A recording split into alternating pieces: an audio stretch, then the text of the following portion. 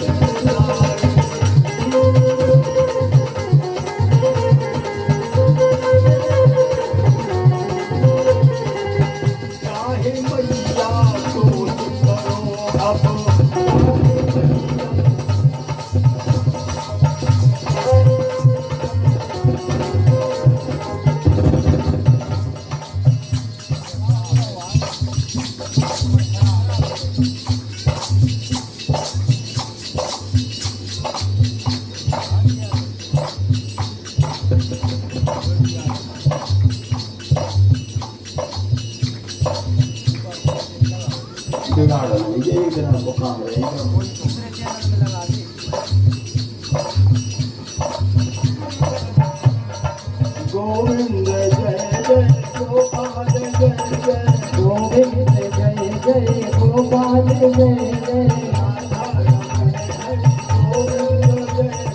राधा रमण हरि गोविंद जय जय, जय जय विष्णु जय जय, ब्रह्मा की जय जय विष्णु की जय जय, बाके बिहारी नंदन नंदन की जय जय, बाके बिहारी नंदन नंदन की जय जय, वृंदावन बिहारी लाल की जय हो। देव ऋषि नारद का आगमन हुआ और देव ऋषि नारद जैसे ही आए उन्होंने माँ लक्ष्मी को देखा, वंदन किया। माँ कुशलम ब्रूहि अधुना समय, अपनी कुशलता तो कहो। तुम्हारी एक में से कुछ डिस्टर्ब होते काय में से हो रहा है, में से का निकल डायरेक्ट लगा दो, इसमें से निकाल दो, डायरेक्ट लगवा दो, बैटरी वाला कर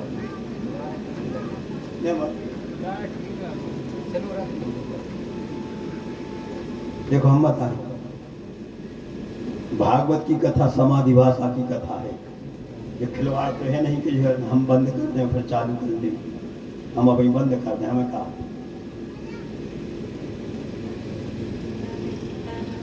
पहले कितना अच्छा चल रहा था, उसको क्या डिस्टर्ब कर रहा था।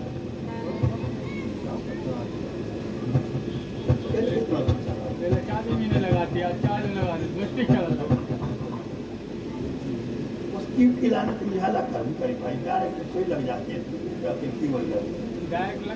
कई बेल जो हमने देखे बिल्कुल डायरेक्ट चला अब तो उसकी लाइन आ जाता है नहीं लगाओ हमने बिना लागू देखो अच्छा ये बेल नहीं लगा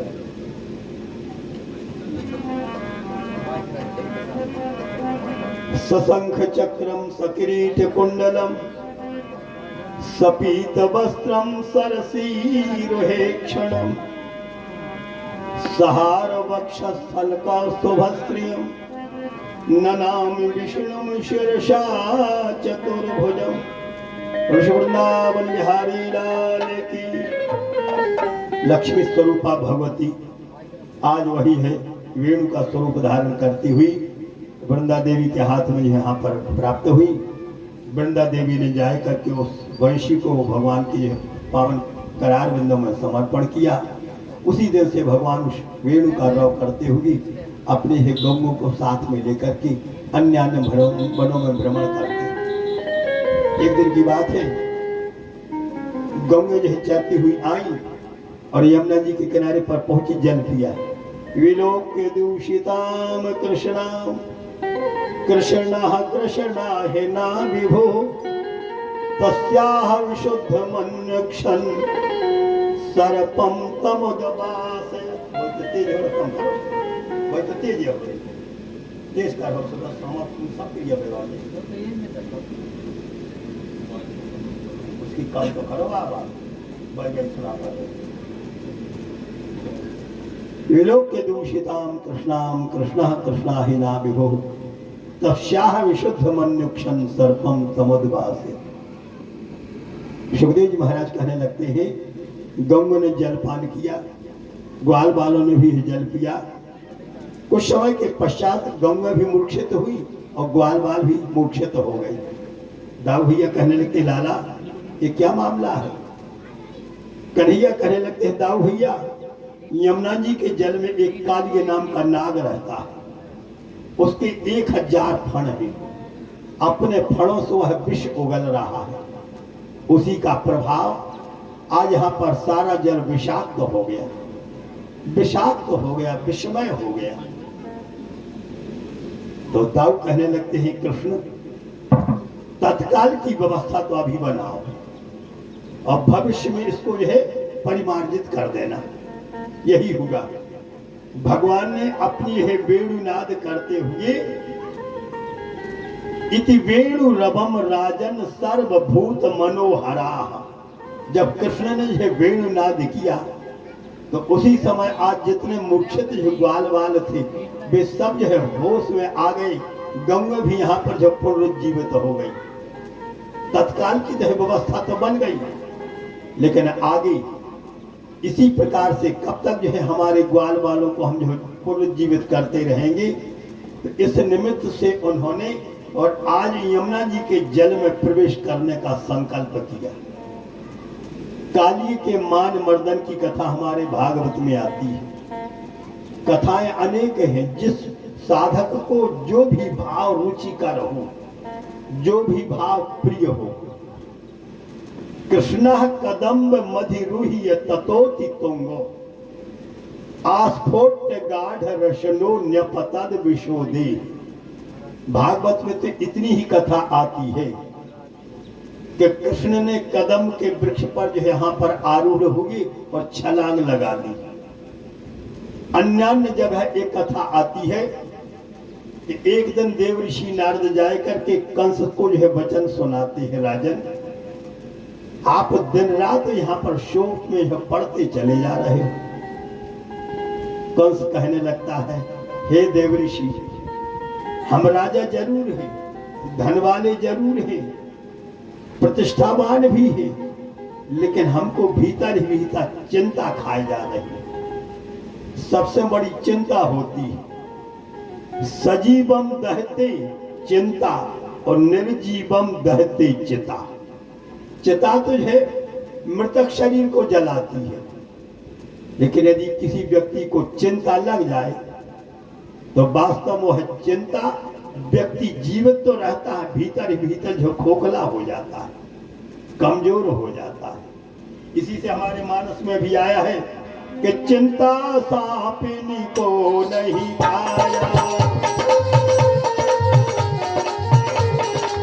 चिंता सापिनी को नहीं आया,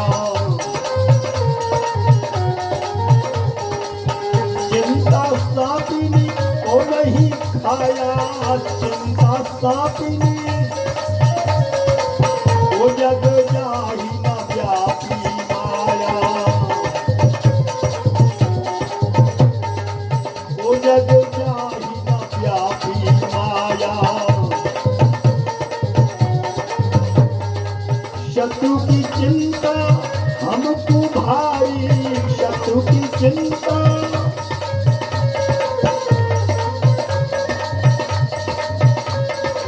शत्रु की चिंता हमको भारी, या तो अब में बनो दुखारी, या तो अब में बनो दुखारी, या तो अब में बनो।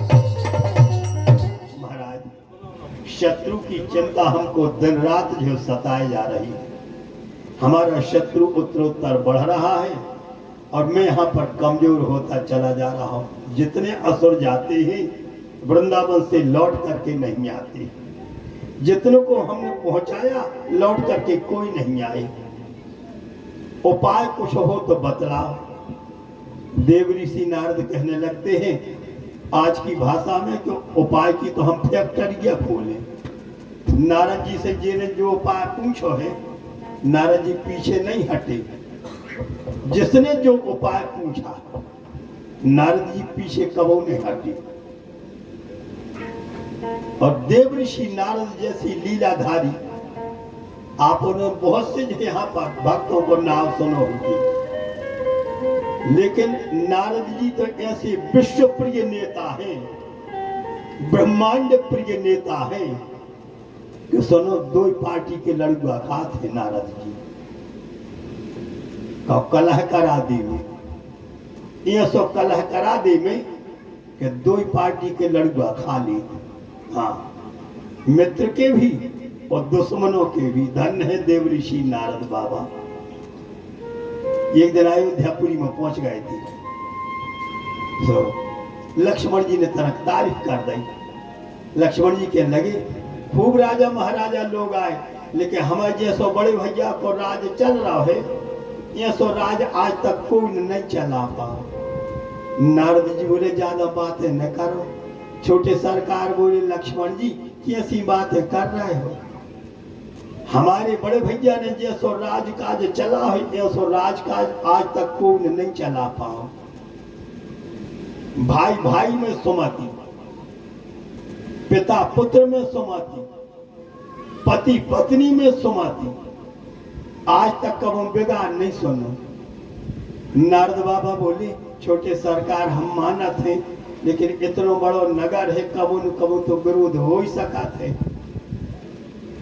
लक्ष्मण जी के लगे हमारी अयोध्या नगरी में कम विरोध आभास कर दे तो हम समझ गए तुम लीलाधारी हो, लीला में चतुर हो। नारद जी बोले तो सवेरे देख लीजिए। नारद जी गए और एक दुकानदार के घर दुकान पे पहुंचे, बेस बदल के, असली बेस में नहीं गए, बेस बदल के गए साधु के बेस में। दुकानदार भाई राम राम। दुकानदार बोलो राम राम, क्या बात है? अब हम अपने कारोबार में लगे हैं, अब फुर्सत नहीं है बातचीत करने की। साधु बाबा बोले आपको बातचीत नहीं करने की फुर्सत है और हमें बात अवन करनी, हमें बात अवन करनी। दुकानदार बोले कैसी बात करने? साधु बाबा बोले हम तुम्हारे भूतकाल की, भविष्य काल की और वर्तमान काल की, तीन काल की बातें जानत हैं। धन्य है तुम्हारे भाग, पत्नी तो तुम्हें इतनी अच्छी मिली है, इतनी अच्छी मिली है। भगवान करे ऐसी पत्नी सबको मिले, ऐसी पत्नी सबको मिले।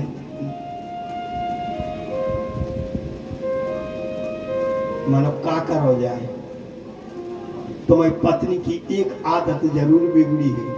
भाई ऐसे बिगड़ी है कि वो जन्म की सुहानी है, सुहानी स्वानिया न थो स्वान कहते कुत्ता के नानी और के घर को कहानी बोले वृंदावन बिहारी लाल की ओके घर की सुहानी कहानी सब।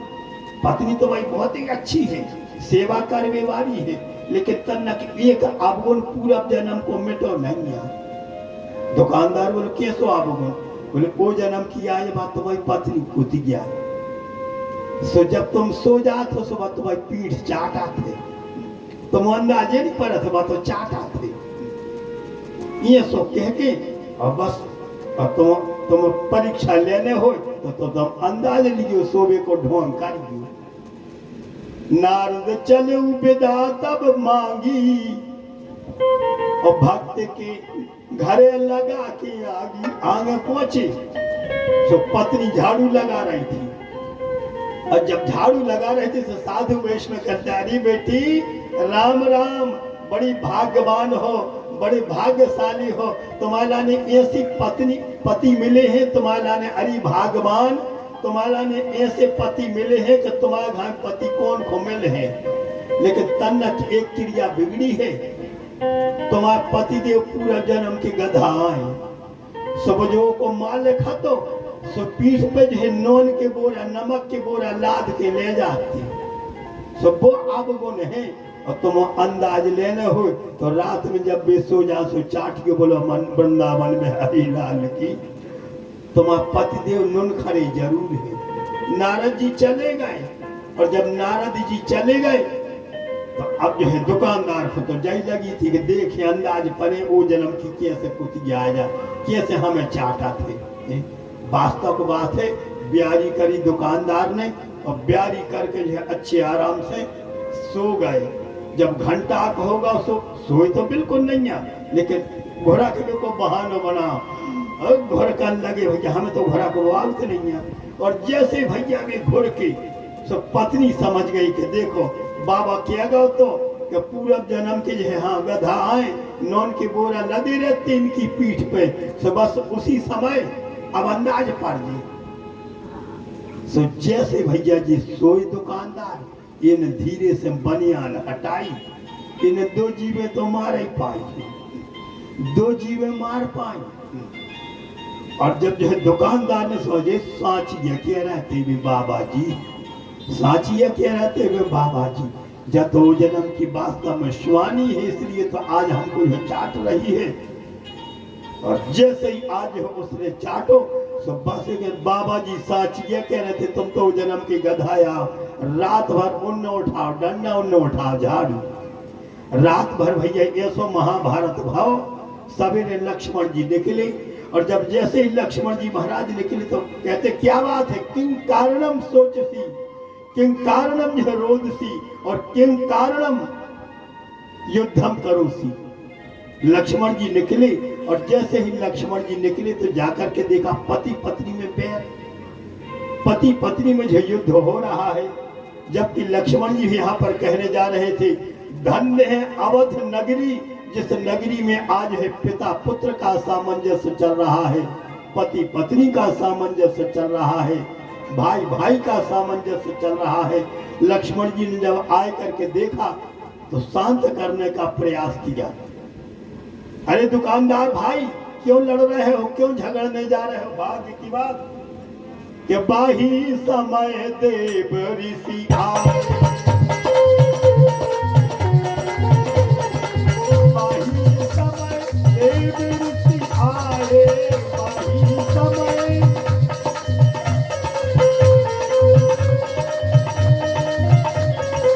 बाही समय देव ऋषि आए। लक्ष्मण देखे अति मुस्काए,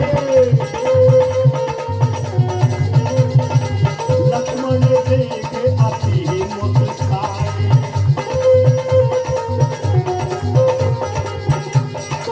दृश्य को देखो तुमने आजू, दृश्य जो देखो तुमने आजू, समरो यहाँ पर जाओ साधु, समरो यहाँ पर भाग्य की बात के देव ऋषि नारद जी का आगमन होगा। और जैसे ही नारद जी महाराज पधारे लक्ष्मण जी दोनों दंपति को समझाने जा रहे थे, छोड़ो भाई इस मामले को, हम यहाँ पर प्रशंसा करते करते फूल नहीं समाते हो और आप लोग यहाँ पर लड़ने जा रहे हो।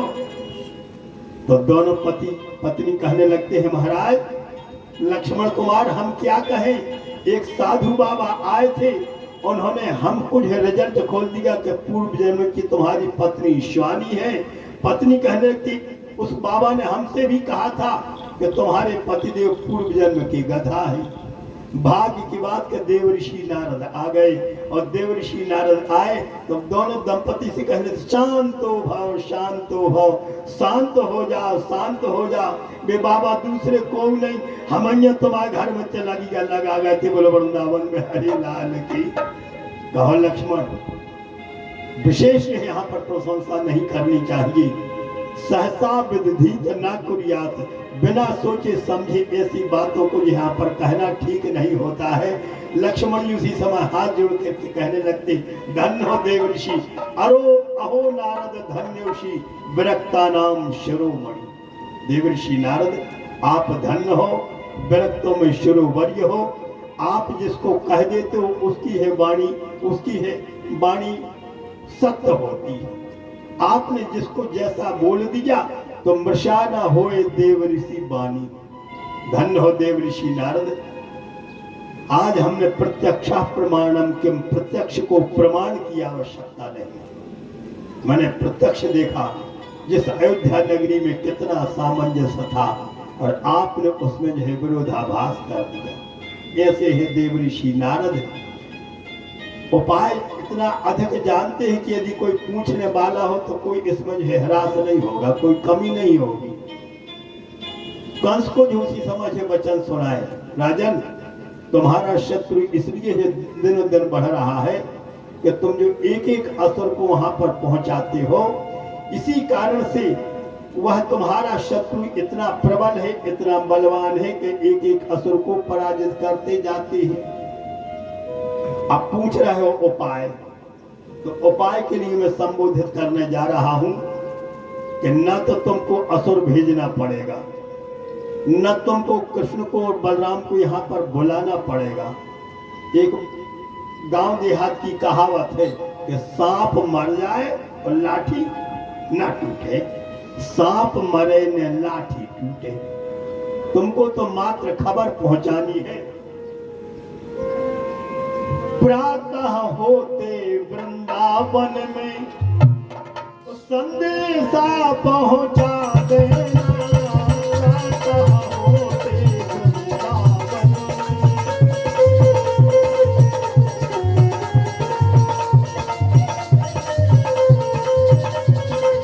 प्रातः होते वृंदावन में संदेशा पहुंचा देना, सहस्र कमल यहाँ पर आ जाओ, सहस्र कमल यहाँ पर आ जाओ, वचन सुना देना, सहस्र कमल यहाँ पर आ जाओ,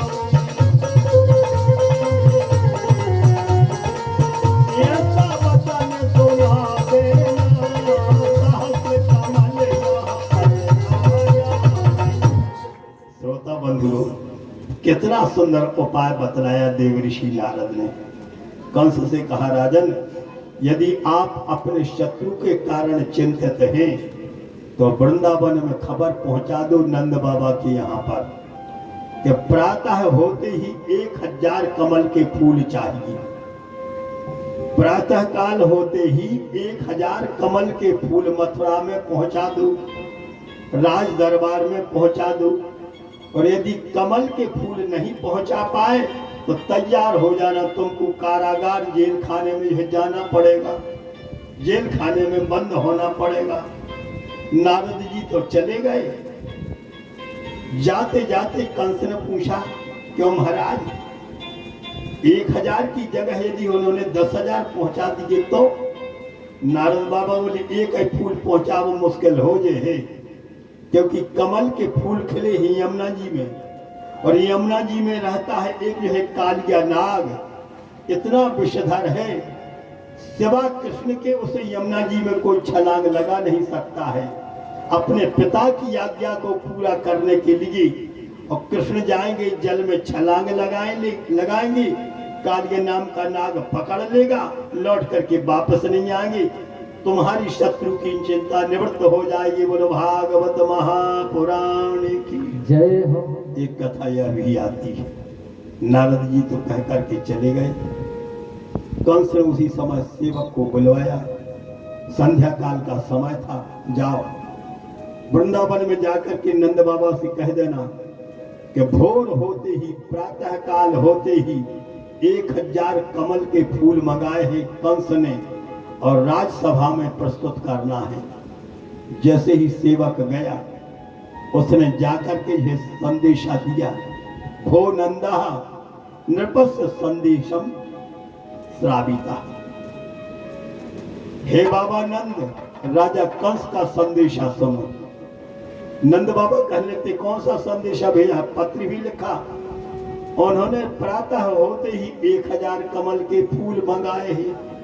नंद बाबा ने पत्र पढ़ा और पत्र पढ़ते ही उसी समय इनका मुंह सूख गया। हे नारायण, अब क्या होगा? इतनी बड़ी विपत्ति आज हमारे ऊपर आ गई। कमल के फूल तोड़वाना आसान नहीं है। कमल के फूल कौन तोड़ सकता है? जहां पर वह कमल के फूल खिल रहे हैं, वहां पर वृषधर कालिय नाम का नाग वास करता है। जिस जल में, जिस अगाध दह में कालिय सर्प रहता है, वहां पर उसके भय से कोई जाता नहीं था। यहां तक कि स्नान करना वहां पर जो है बड़ा दुश्वार था। अब क्या किया जाए? संध्या काल का समय था, तब तक गैया चरा के और कन्हैया आ तो गए। और जब नंद बाबा खुद चिंता में फंसो, देखो तो फेंकी लकुटिया, जाकर के बाबा नंद के चरणों में प्रणाम किया, हाथ जोड़ करके पूछ बैठे, भो पितु किं कारणम सोचसी। बाबा आप अनमने से लग रहे हो, आप उदास हो, आपको क्या कोई चिंता है? नंद बाबा बोले, लाला कोई चिंता नहीं। नहीं बाबा, कुछ ना कुछ तो जरूर है। जब तक कारण नहीं बतलाओगे तो हम ब्यारी नहीं करना। हल्के हल्के बाल बच्चों की जाए तो रंगदारी जाए। देखो, रंगदारी 2 प्रकार की होती, एक जोर जबरदस्ती की और एक महाजनी की। जोर जबरदस्ती की बाकहावत है कि किसी व्यक्ति को जो 4 लोगों ने घेर लिया, जो कुछ उसके पास में उसका सब छुड़ा लिया, चाहे जोर जबरदस्ती की रंगदारी। हथियार बंद है, हथियार लेस है, जा कहा थे जोर जबरदस्ती की। और एक महाजनी की रंगदारी, लड़का कर बैठा था, हाँ लड़का से कर बैठा, न उकिलाने तलवार लेने, न अस्त्र लेने, न शस्त्र लेने, पीरे बाद और रूठ गाओ। पिता पूछते, का बेटा तुमन मने से का बैठी? पोहा तलगा सो पोहा बोली। लड़का कहता, पापा हमें पोहा नहीं खाने, तो पराठे बन गया, पराठे खा ली। लड़का बोले, पापा हमें पराठे नहीं खाने, तो अनमने काय हो? जो लड़का बोलो, पापा हमें बुलेट लेने। अब बताओ का इतनी सस्ती क्या है? 2 लाख की चीज का अवै लेने, दिन डूब पावे, फटफट आ जाए तो हमारी उदासी मिटे है। और नहीं तो हम जो है यहाँ पर विष पान करके जो अपने प्राणों को त्याग कर दे। जकाल थे महाजनी की रंगदारी। अब बाप घबरा गया, नातेदारों को, रिश्तेदारों को फोन करो, भैया ऐसी विपत्ति आ गई, मोड़ा मचलो है कि दिंडू में फटफट आ जाए, दिंडू के पहले, और नहीं तो है गोली खा के निपट जी। वो तो नातेदार रिश्तेदार बहुत अच्छे हते, देरी नहीं लगी, व्यवस्था बन गई। 2 लाख की गाड़ी बिल्कुल दौरे में टिक गई। गुरु बाबा पूजा कराने लगे, गणानाम गणपति को हवा महे लियो। जा कहा थे महाजनी की रंगदारी, न लठिया चलाई, न अस्त्र चलाओ, न शस्त्र चलाओ। लेकिन लड़का हंस के कहते, का पापा लवाई लई हमने जाया कहा थे। तो पिता पुत्र का आज आप लोग चरित्र सुन रहे हो। पिता पुत्र का चरित्र श्रवण करने जा रहे हो। यदि आप प्रसादी में बताने खा लिए बिना प्रसादी में बहुत अच्छा हो। ये हमारी मौकरपुर से हमारा प्रिय शिष्य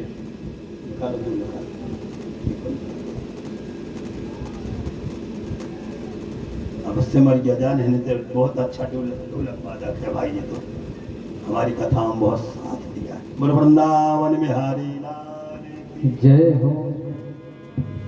राधे राधे गोविंद गोविंद राधे राधे राधे गोविंद गोविंद राधे राधे राधे गोविंद गोविंद राधे राधे राधे गोविंद गोविंद राधे राधे राधे गोविंद गोविंद राधे राधे राधे गोविंद गोविंद राधे राधे राधे गोविंद गोविंद राधे हो। राधे राधे गोविंद गोविंद राधे राधे राधे गोविंद गोविंद राधे राधे राधे गोविंद गोविंद राधे।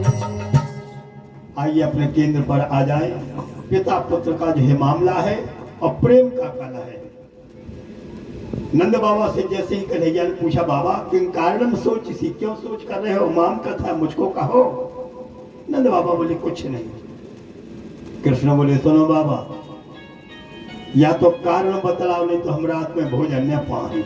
या रंगदारी है भगवान की प्रेम की। यदि आप हमको भोजन कराना चाहते हो बाबा, तो बतलाओ किस कारण से आप फिक्र में पड़े हो। मुट्ठी में बंधी थी वह, दबी थी वह चिट्ठी। मुट्ठी खोली बाबा नंद ने, लाला तुमसे क्या कहें, तुम तो अभी है 6 बरस के हो, तुमसे क्या कहें। राजा लोग भी मनमोजी होते हैं। मथुरा से राजा कंस का पत्र आया है, उसमें लिखा है कि प्रातः काल होते ही 1000 कमल के फूल जो है लेकर के मथुरा पहुंचाना है। बस बाबा इतनी सी फिक्र, इतनी सी चिंता। राजा साहब ने 1000 कमल के फूल मंगाए हैं, हम 2000 टोल में आन दे। नंद बाबा बोले जानते हो लाला कहां पर पुष्प खिले हैं? यमुना जी के जल में। यमुना जी के जल में कमल के फूल खिले हैं, और वहां पर है जल में जाना, छलांग लगाना कोई साधारण बात नहीं है। अब भगवान कृष्ण को भर भर दबा रही थी। जहां पर तोड़ने कोई जाएगा तो कालिय नाम का सर्प वास करता है, कालिय नाम का नाग रहता है। नंद बाबा बोले कन्हैया मैं कारागार में चला जाऊंगा, फूल ने पहुंचे से जेल में जाने पर है। हम जेल में पहुंच जाएंगे, कारागार में पहुंच जाएंगे, लेकिन वहां पर किसी से फूल नहीं तोड़वा पाएंगे, क्योंकि जो भी जाएगा वह मृत्यु में है बंध जाएगा। कालिय नाम का विषधर सर्प उसको डस लेगा। बस यही चिंता है। कृष्ण को भर भर आ रही थी कि बाबा काय को करा तो चिंता कालिय सांप की, हम तो सांप भी अशोक समर वृंदावन में हरि लाल की। भगवान कहाँ सोते हैं भैया? सर्प पर सोते हैं। शांताकारम भुजग शयनम। लेकिन भगवान अपनी भगवत्ता को छुपाए रहते थे, अपनी भगवत्ता प्रकट नहीं होने देती थी। यदि भगवत्ता प्रकट हो जाएगी तो जो बाबा और जो मैया यशोदा के चरणों में हम प्रणाम करते हैं, वे लौट के हमारे पांव पर अंगा को हम भगवान बन गए। भगवान बनो ज्यादा अच्छो नहीं। हाँ, आप जैसे साधारण लोग यहाँ पर बैठे हो, कहो भैया कितनी अच्छी बात है। दूसरों को देख के मन ललचा क्यों, हम मुख्यमंत्री बन जाते तो हम सो हेलीकॉप्टर में घूम लेते। कान खोल कर सुन ले। धन्य है हमारे बाहर के अंचलों से पधारी हुए भक्त श्रोता बंधु, जो आज आप लोग अपनी श्रद्धा लेके भागवत की कथा सुनने के लाने यहाँ पर अचलपुर में आ गए। का वजह से भैया जब गाड़ी, हाँ गाड़ी में आ गए आप और कथा सुनने के लाने। मजाल के कोई नेता, कोई मंत्री कोई मुख्यमंत्री कथा सुनने के लाने ते आ जाए, क्यों?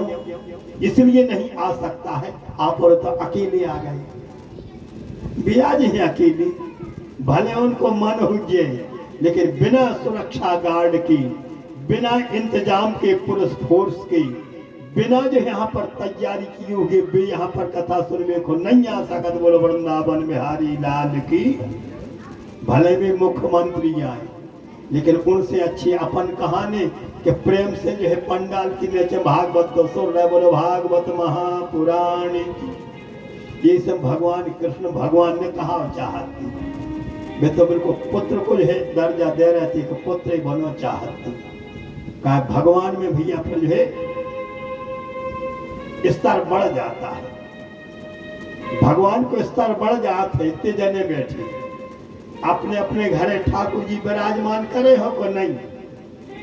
कहा प्रभु भैया ठीक है रहे, अपने अपने अलमारी में सिंहासन में और ऐसे सजा धजा के जो है ठाकुर जी को विराजमान करे हो, उनकी पूजा कर रहे, उनको फूल चढ़ा रहा है, चंदन चढ़ा रहा है, भोग लगा रहे, और जब उनको भोग लगा तो उठाई गाड़ी सो रैली चले गए, तो होटल में समोसा खा रहे।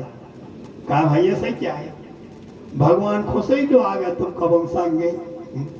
भगवान टुकुर टुकुर देखा थे, क्या बताए, तुम भगवान ने बने होती तो कोई की पछाड़ी की सीट पे हम डट जाते, तो हम भी फूल की खा के और हमसे प्रसन्न होती। भगवान का स्तर बहुत उच्च कोटि का दर्जा माना जाता है, और साधारण स्तर उसी में हमको आपको संतुष्ट रहना चाहिए। प्रिय श्रोता बंधुओं, कृष्ण अपनी भगवत्ता को जो छुपाए हुए थे, नंद बाबा को वात्सल्य उमड़ रहा था। नंद बाबा कहने जा रहे थे, लाला तुमको हम विपदग्रस्त होने के लिए नहीं यमुना जी में पहुंचाने जा सकते, नहीं, चाहे हम कारागार में पहुंच जाएंगे लेकिन तुमको आज्ञा नहीं देंगे। लेकिन कृष्ण कहने लगते, नहीं बाबा, हम प्रातः होते ही ब्रह्म मुहूर्त में जाएंगे और कमल के पुष्प का इंतजाम करके लेकर के आएंगे, आपका आशीर्वाद हमको प्राप्त हो जाए। एक कथा यह भी आती है, तो कमल के फूल तोड़वे के लाने भगवान बांके बिहारी यमुना जी के किनारे पर गए और उन्होंने उसी समझ हो उसमें छलांग लगा दी। कालिये नाग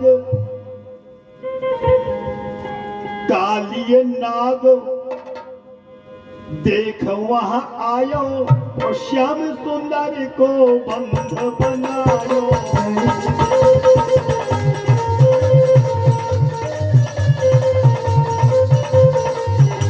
बाल रख कर दुख पाए,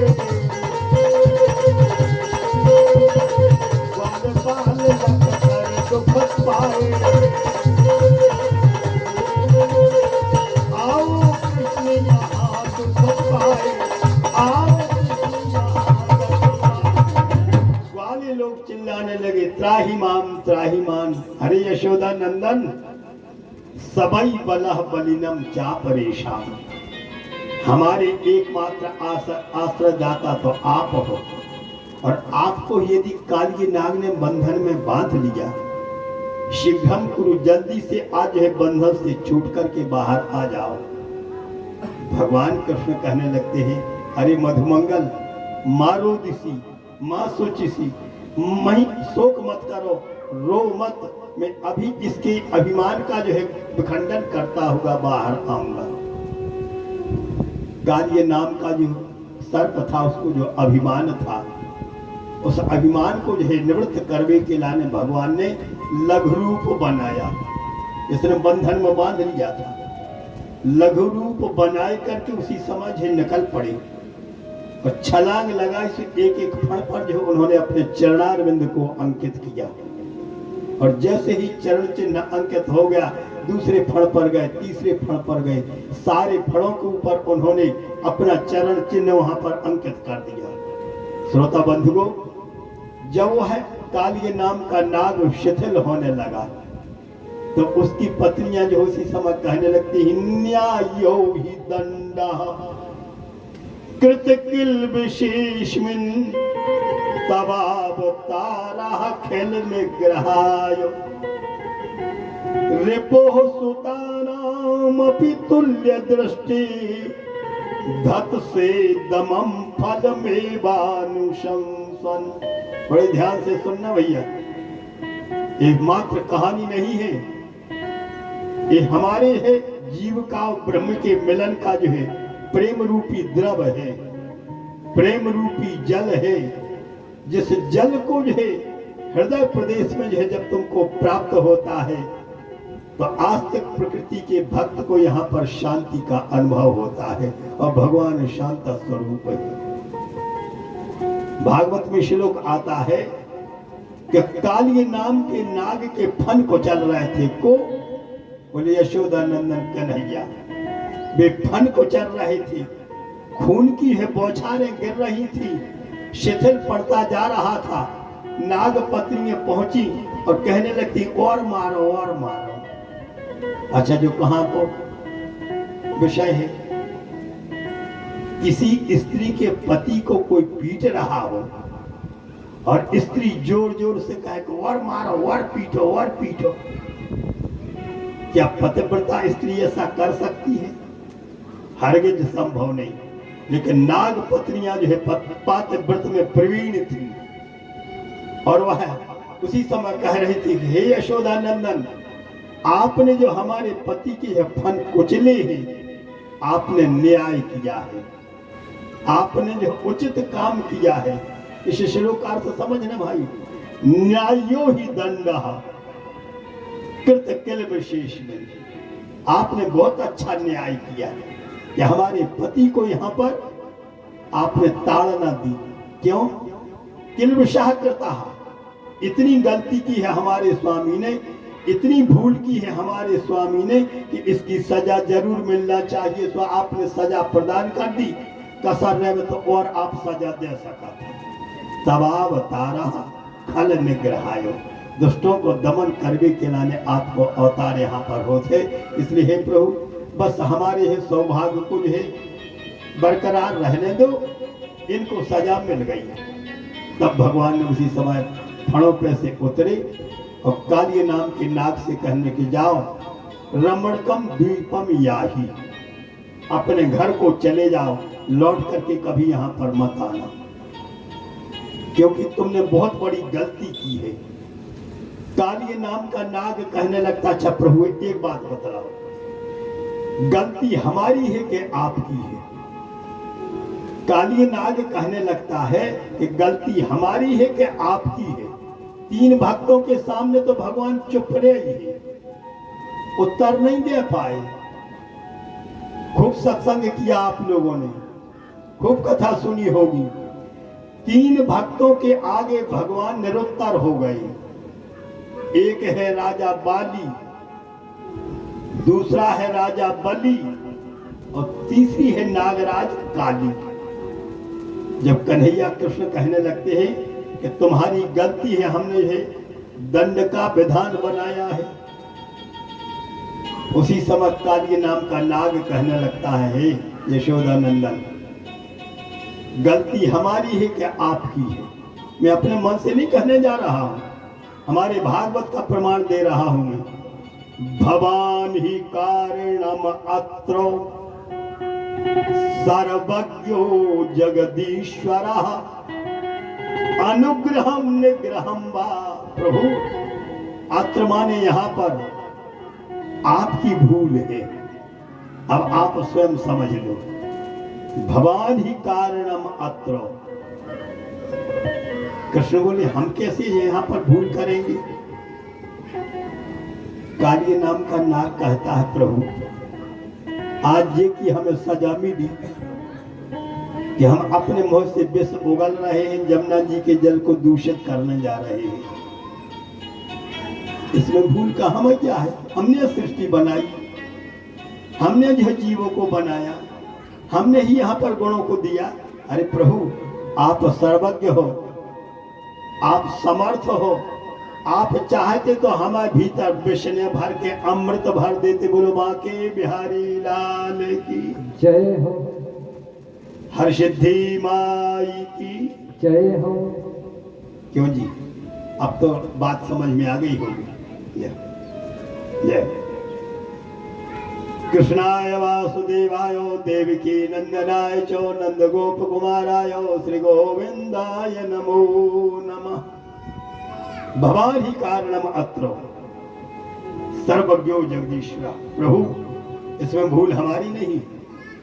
जब आप जो है यहाँ पर सर्वज्ञ हो, कर्तुम अकर्तुम अन्यथा कर्तुम समर्थ हो, हे प्रभु यदि आप हमारे भीतर विष न भर के अमृत भर देते तो कलयुग में आदमी सांपों को पालते, जैसे पिंजरा में सुगा पाला थे, ऐसे सांप पालते और अच्छे प्रेम से उनकी मुंह पे हाथ फेरती,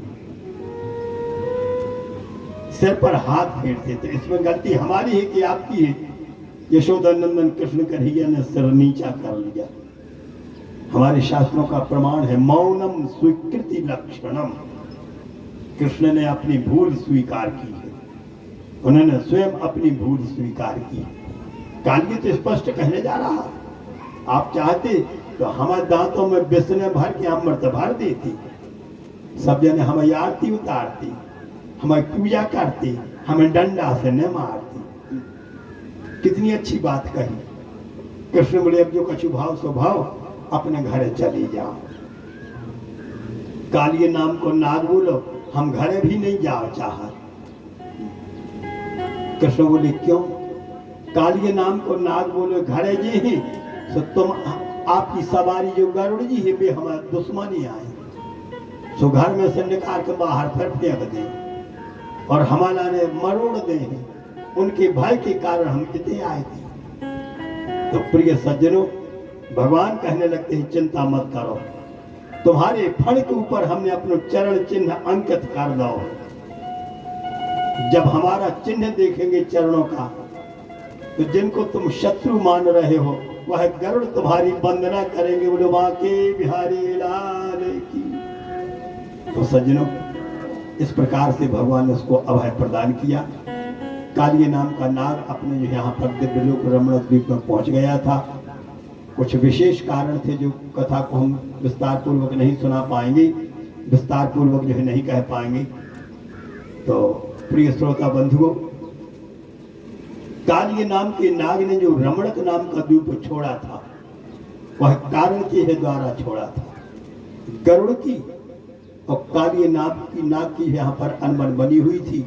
यद्यपि पिता एक हैं, माताएं दो हैं, बिनता के पुत्र हैं गरुड़ और कद्रु के पुत्र हैं यहाँ पर नाग। पिता दोनों के एक है कश्यप जी महाराज। बिनता के पुत्र दो, एक को नाम गरुड़ और एक को नाम अरुण। दो ही भाइयों की नौकरी लग गई थी। ऐसी प्यारी नौकरी लगी बनारस पातदाई। अरुण की नौकरी लगी सूरज भगवान के थे, विज्ञ ड्राइविंग कर रहे हैं। जितना को जो है सुनो अरुण सो गए, अंधेरो ही हो जब वृंदावन बिहारी लाल की। तो अरुण बन गए आज यहाँ पर सूर्यदेव के सारथी, रथ के सारथी, और गरुड़ बने यहाँ पर भगवान की सवारी। दो भाइयों की नौकरी लग गई, दोनों भाइयों को सेवा का अवसर प्राप्त हुआ। कद्रु के पुत्र हैं यहाँ पर नाग। दोनों में अनबन हो गई तो कभी कभी जब मौका मिलता था तो गरुड़ जी जाते थे और सर्पों को किसी को मरोड़ देते थे, किसी को पकड़ लेते थे, फेंक देते थे। एक दिन सर्पों ने यहाँ पर सलाह करी, यदि इसी प्रकार से गरुड़ जी नित्य आते रहे तो हमारा कुल खानदान चौपट हो जाएगा।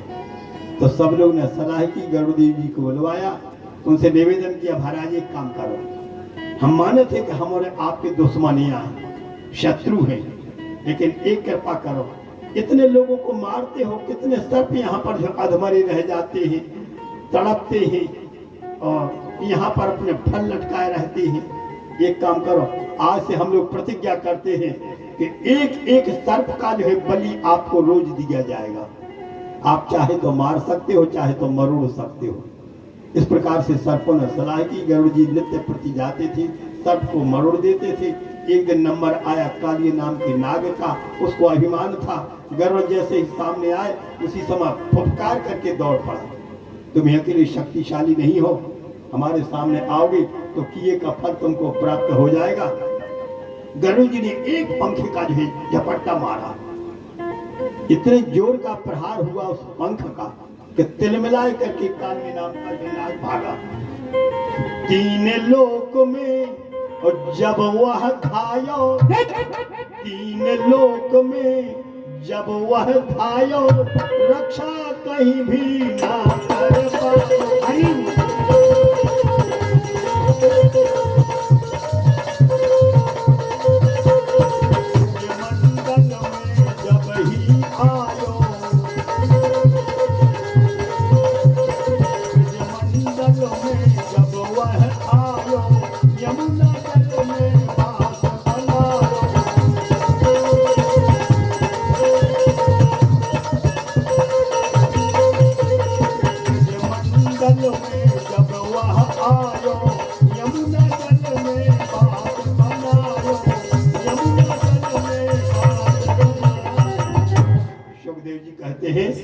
जब गरुड़ जी ने पंख का प्रहार किया तो तिलमिलाए करके काली नाम का नाग भागा।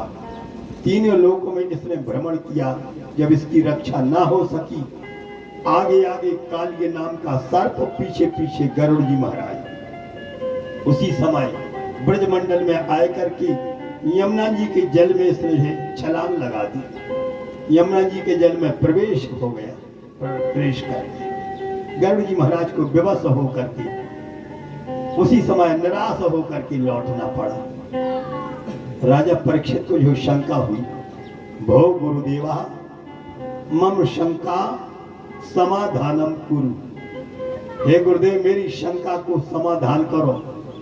गरुड़ जी का तैरना नहीं जानते थे। यदि सर्प जल में प्रवेश कर गया था तो गरुड़ जी को भी वहां पर प्रवेश कर जाना था, पकड़ लेते दुश्मन को। सुखदेव जी हंस करके कहने लगते, नहीं राजन, गरुड़ जी को यहाँ पर यमुना जी के जल में प्रवेश पाना निषेध था। इनके ऊपर प्रतिबंध लगा हुआ था और ऐसा प्रतिबंध लगा हुआ था कि गरुड़ जी यदि यमुना जी में प्रवेश करते तो उनके सिर के 1000 टुकड़े हो जाते। एक शौभरी नाम के ऋषि ने श्राप दे दिया था। देखो 2 शब्दों में कथावर सुन लो। शौभरी नाम के ऋषि जलमग्न होकर के कंठ तक जो है यहाँ पर जल भरा हुआ था, तपस्यारत थे। एक दिन की बात है, सुखी मीन जो नीर अगाधा, मछलियां जो है जल में अच्छी तैर रही थी, घूम रही थी, भ्रमण कर रही थी।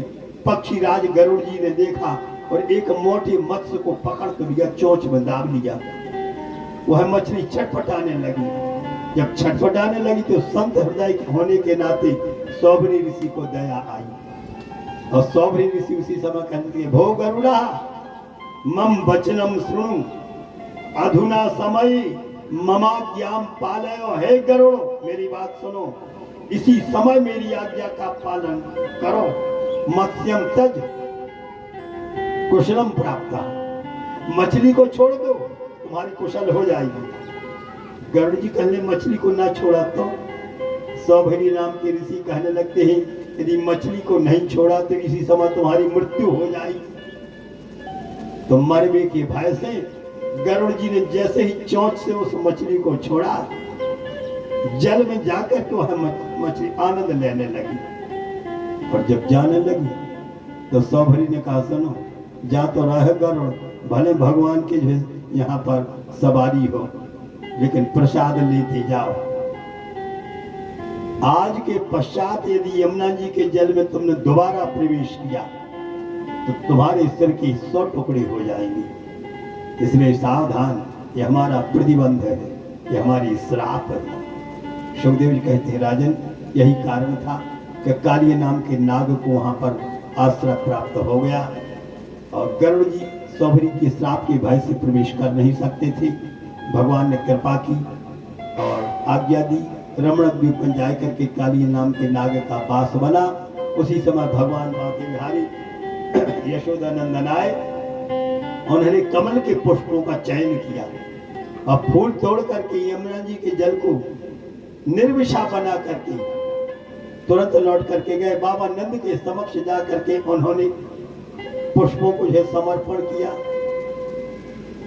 जिस पिता का पुत्र सदाचारी हो, जिस पिता का पुत्र आज्ञाकारी हो, जिस पिता का पुत्र जो है यहाँ पर भगवत भक्त हो, उस पिता से पूछो उसको कितनी प्रसन्नता होती। नंद बाबा तो बड़े भाग्यशाली थे और अपने गार्हस्थ जीवन में जो सर्वस्व सुख है उसको प्राप्त करने जा रहे थे। नंद बाबा की छाती फूल गई, धन्य है हमारा बेटा जो पिता को जो है संकट से निवृत्त करवे के लाने ये सो दुस्साहस को कार्य करो है कि जिस यमुना जी के जल में कोई प्रवेश नहीं कर पाता था उसने मेरी आज्ञा का पालन किया। धन्य वह सतपुत्र। पुत्र भी भैया 4 प्रकार के होते हैं, उतना तो समय नहीं है।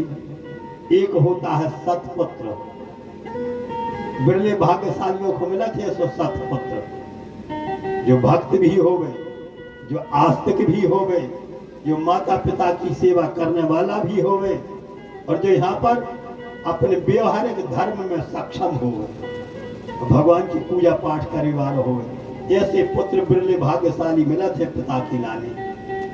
एक होता है सतपुत्र और दूसरा होते कुपुत्र। 4 प्रकार के लड़का बताए गए हैं। एक सतपुत्र जो पिता प्रसन्न होता है, आशीर्वाद देता है। दूसरा है कुपुत्र जो बापा को आशीर्वाद देते। ऐसे से कुपुत्र कम नहीं है भैया, जरा तो गर्भाधारती आए दिंडू में पीला उठाने मटका ता गए। बाप कह रहा तुम शर्म नहीं लग रही, हम तुम्हारे बाप या हमारे सामने लटा कर आए। वो लाल लाल आंखें करके कहते सुनो तुम यहाँ बाप के, हम यहाँ तुम्हारे बाप। अब बता ये सतपुत्रिया के नंबर 1 के कुपुत्र। बाप बोलो तुम शर्म नहीं आओ था मोहल्ला की बात करके। लड़का क्या था तुम नहीं जाओ शर्म, तुम्हारे कारण जो है हमारे कारण तुम और ना बनो, हमने होते तो तुम कहाँ से पापा बन जाते बोलो वरना बन बिहारी लाल की। बताओ इन्हें तर्क में तर्क और कारण तो जो कहा थे कुपुत्र। तीसरा होते यहाँ पर शत्रु पुत्र। आप लोगों ने देखा होगा बाप बेटा की बनते नहीं है भैया, बाप बेटा की बनत नहीं है। वे कौन कहा थे? शत्रु पुत्र कहा थे, शत्रु पुत्र पूर्व जन्म के दुश्मन। और दूसरा होता है ऋणहर्ता। 4 प्रकार के पुत्र कहे गए, समय मिलेगा तो व्याख्या करेंगे। और ये 4 सुख मनुष्य जीवन में बड़े भाग्य से मिलती। पहला सुख है शरीर स्वस्थ हो। पहला सुख है शरीर स्वस्थ हो, सबसे पहला सुख जो ही कहा थे। और दूसरा सुख है अपार संपत्ति हो, व्यय करवे के लाने, खर्च करवे के लाने अपार संपत्ति हो, दूसरा सुख। तीसरा सुख है अनुकूल भार्या हो, जो पत्नी अपने स्वामी की है सेवा करने वाली हो। और चौथा सुख है पुत्र आज्ञाकारी। नंद बाबा के लाने चारों सुख बिल्कुल बरकरार थे। शरीर भी स्वस्थ था, अब पैसा ही रहे और शरीर बीमार पड़ो रहा तो का फायदा ये से पैसा खटिया पे धरे हैं। हाँ भोग मानी भोग रहे। घर के कह रहे का बताइए से अच्छे तो निपट जाते तो कम से कम नाक में दम तो न हो। हाँ भले पैसा है का काम को वो पैसा भैया। पहला सुख निरोगी काया, शरीर स्वस्थ है तो तुमको जो है यहाँ पर शांति मिलेगी। और शरीर अस्वस्थ है बड़ी विडम्बना है, जब दुनिया बड़ी दुरंगी है। जे के लाने भरपेट भोजन नहीं मिल रहा है, बेचाह देकर को भरपेट भोजन मिल जाता तो हम तो 20 रोटी पचा जाती।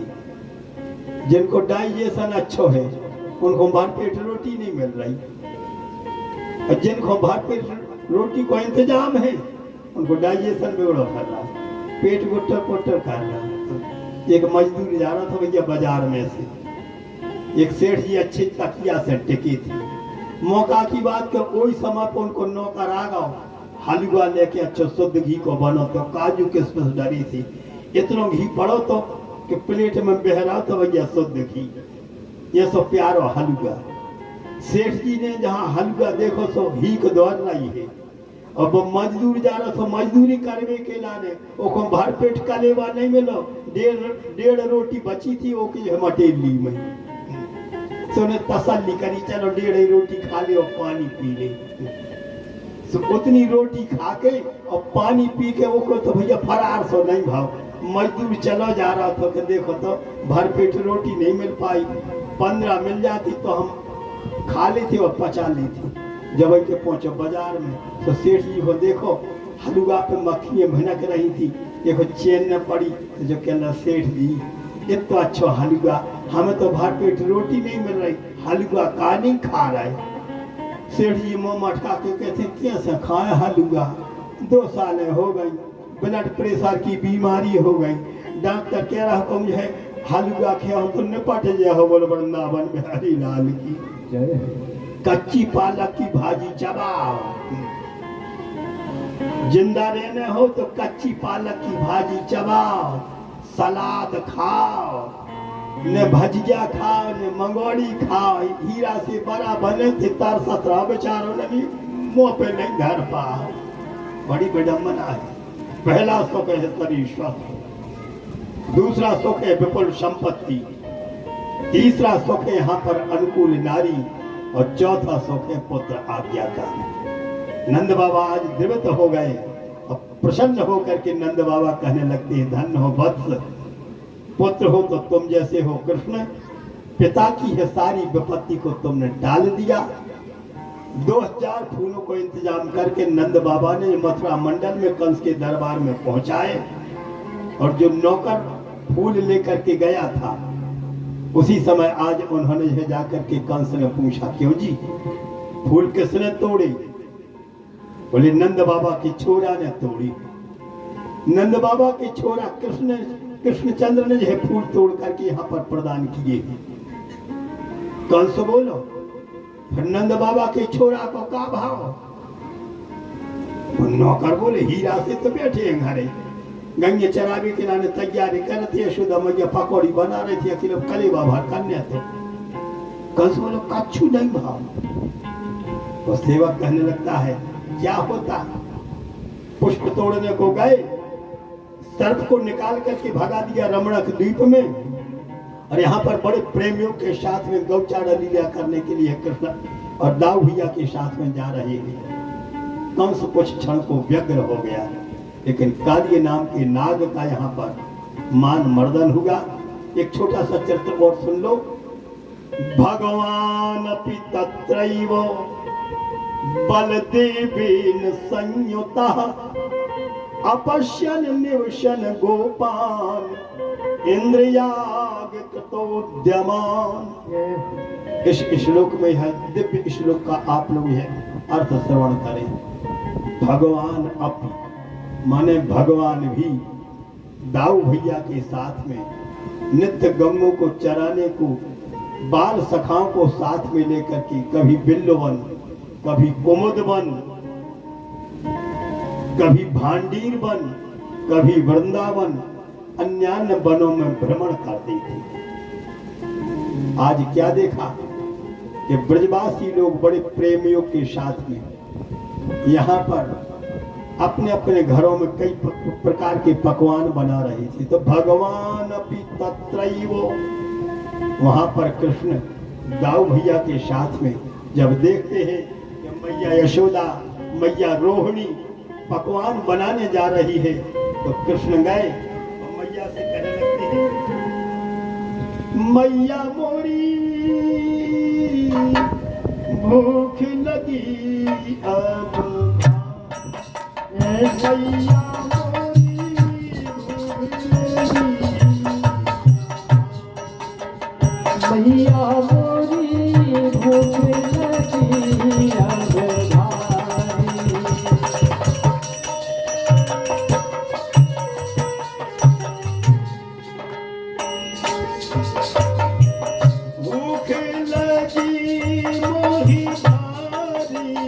मैया मोरी भूख लगी अब भारी,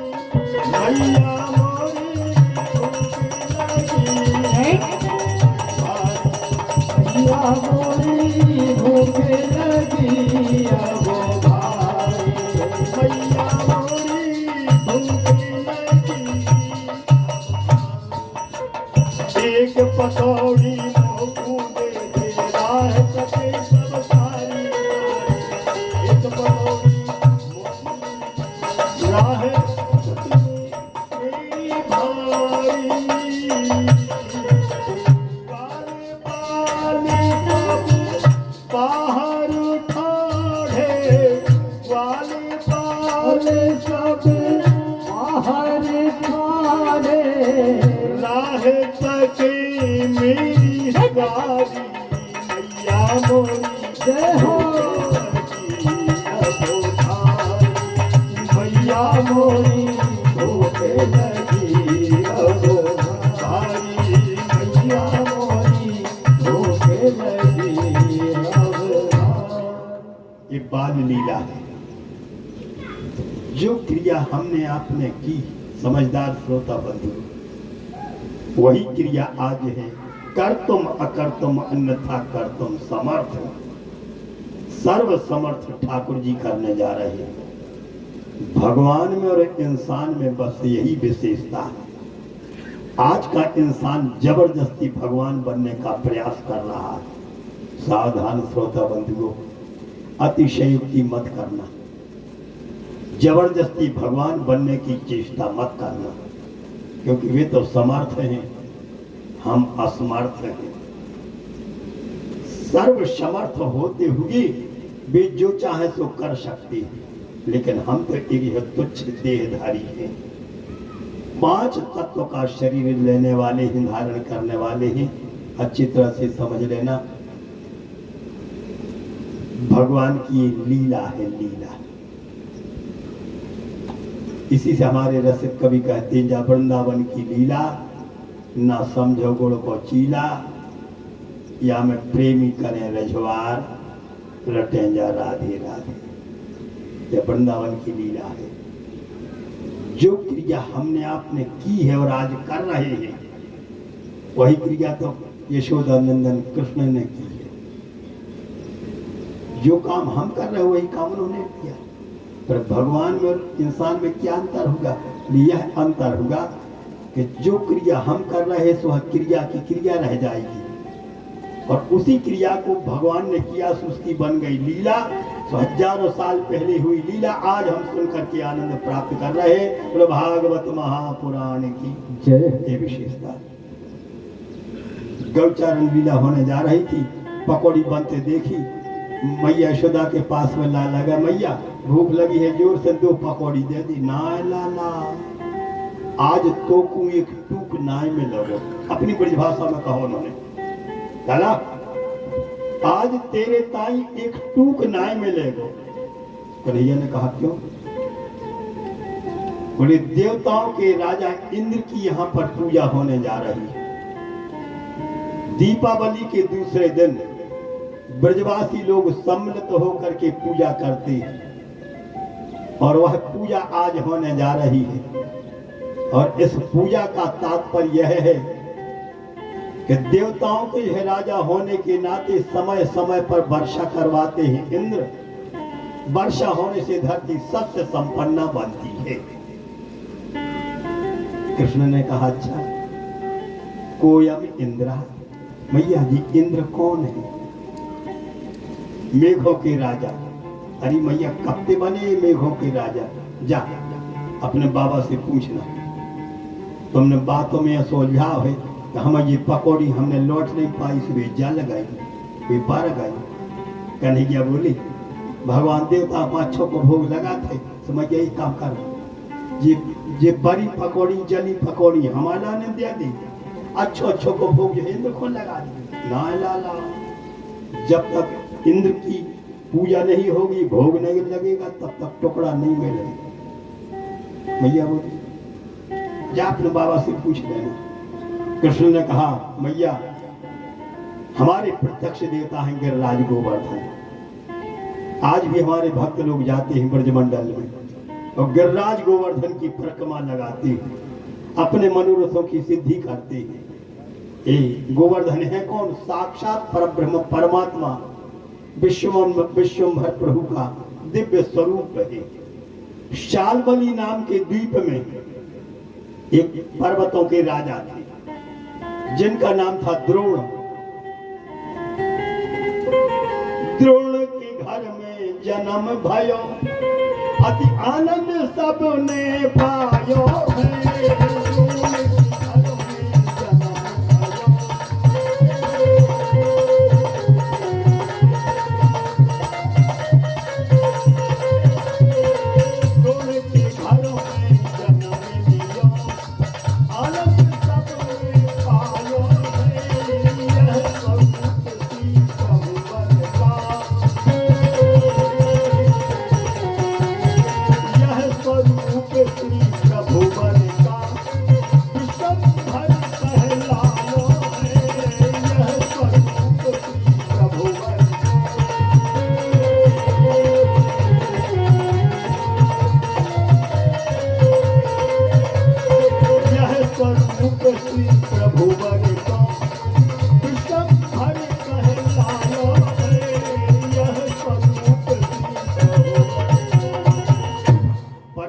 राजा थे जिनका नाम था द्रोण।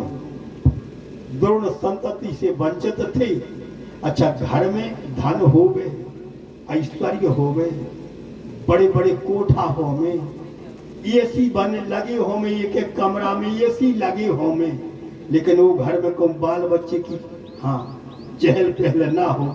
इतने जने बैठे, का काम को वो घर, का काम को वो महल, का काम की बात एसी। इतने बड़े राज प्रासाद में इतनी रानियों के बीच में रहते हुए महाराज चक्रवर्ती नरेश दशरथ जी महाराज दिन प्रतिदिन सूख रहे थे। तब उन्होंने जाकर के अपने पूज्य गुरुदेव जी के सामने समर्पण किया था। वशिष्ठ जी ने पूछा कैसे आए? दशरथ जी ने कैसे आए? आप समर्थ हो, आप सब जानत हो, लेकिन गुरु तुमको सुनाऊं कहानी, अब सुत बिन वृथा जिंदगानी। गुरु तुमको सुनाऊं कहानी, अब सुत बिन वृथा जिंदगानी।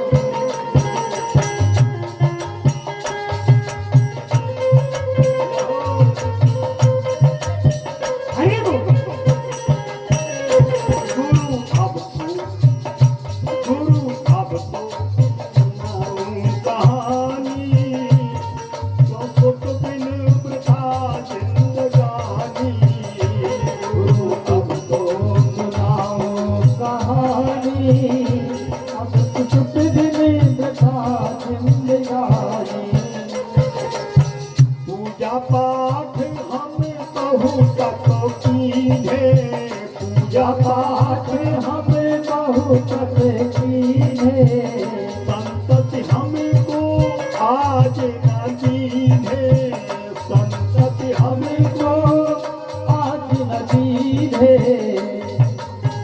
जीवन में नादानी गुरु किसको सुनाऊंगा, जीवन में नादानी गुरु किसको सुनाऊं कहानी। प्रभु किसको सुनाऊं कहानी, आए सुख वृद्ध का जिंदगानी।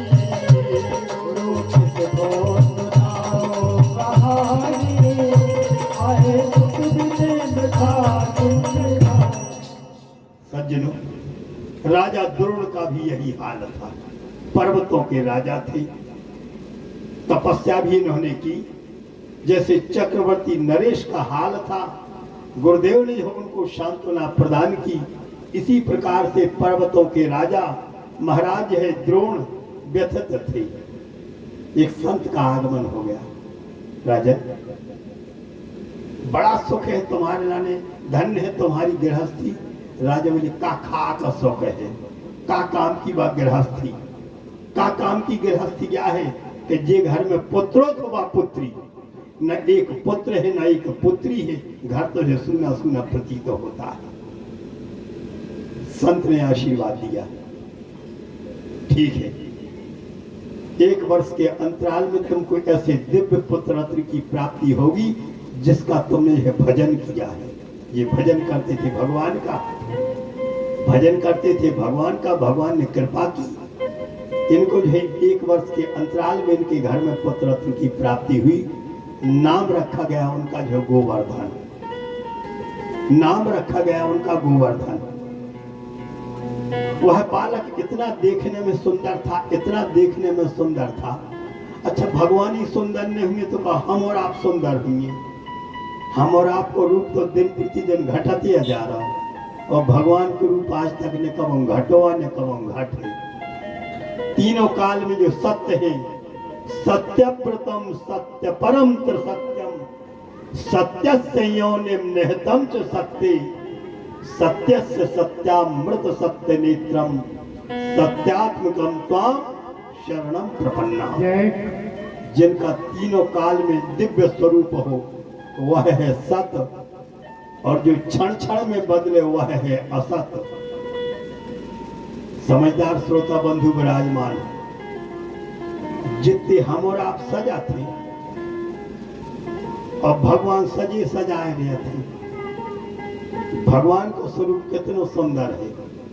अबे हमने फोटो में देखो, मूर्ति में देखो, हाँ, और जब साक्षात जिनको भगवान का है सानिध्य प्राप्त हुआ हो, उस आनंद का कहना क्या है, उसका वर्णन नहीं किया जा सकता। कितना ही बड़ा विद्वान हो, कितना ही बड़ा पंडित हो, कितना ही बड़ा ज्ञानी हो, अनिर्वचनीयम जिसकी है, न कथनीयम जिसकी व्याख्या न की जा सके, अवर्णनीयम जिसका वर्णन न किया जा सके, सहा ब्रह्मम जानी है।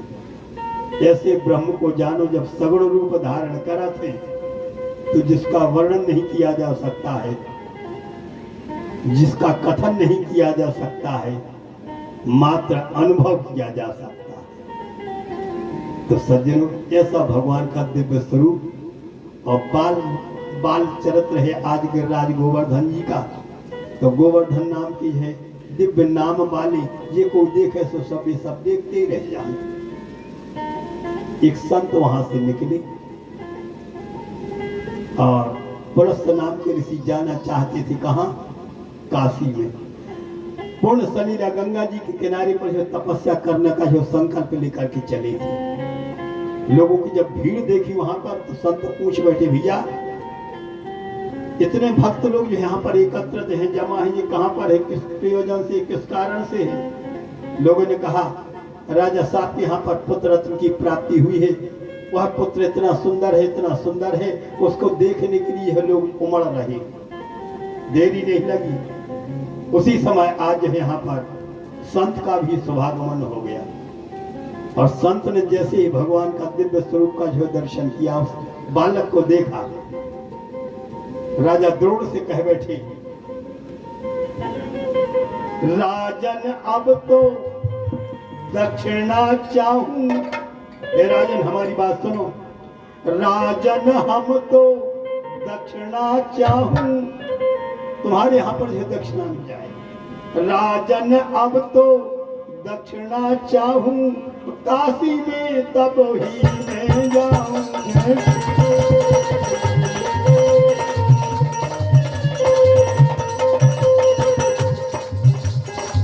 गंगा तट पर,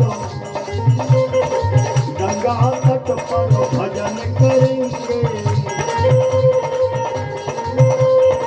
गंगा तट पर भजन करेंगे, जीवन लाभ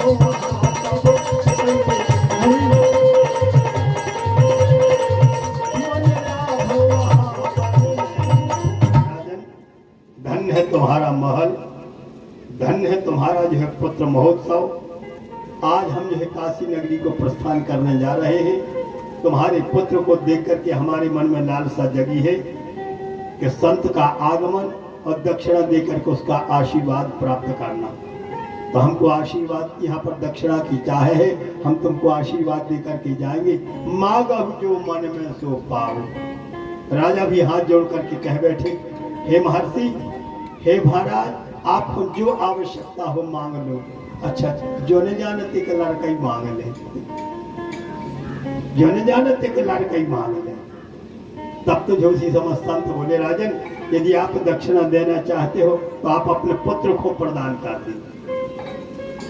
ठंडे पड़ गए, मना करे थे तो श्राप दे दे सो भस्म हो जाए, और हाँ कहा थे तो कितने दिनों के बाद में तो पुत्र मिलो, और आज उस पुत्र को कैसे हम ये दान दे दें। ध्यान लगाया भगवान नारायण का, मानो भगवान ने ही प्रेरणा दी। राजा द्रोण बोले, महाराज जी, हम नहीं कर रहे हैं, मना नहीं कर रहे हैं, आप तो हमारे पुत्र से ही पूछ लो। वे आपके संग जावे को तैयार हो जाए, हमें कछु हर्ज नहीं है। वे आपके साथ में चलने के लाने तैयार हो जाए, आप तो हमारे पुत्र से ही यहाँ पर जो है पूछ लो। इतना सुनना था। संत ने जो है गोवर्धन से पूछा, वत्स, तुमको ले काशी में जाऊं और आश्रम में ही भजन कर पाऊं।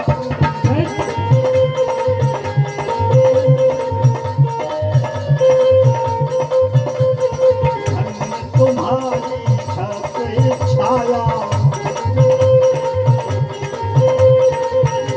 तुम्हारी छत की छाया, आत्म में अब आनंद पाया।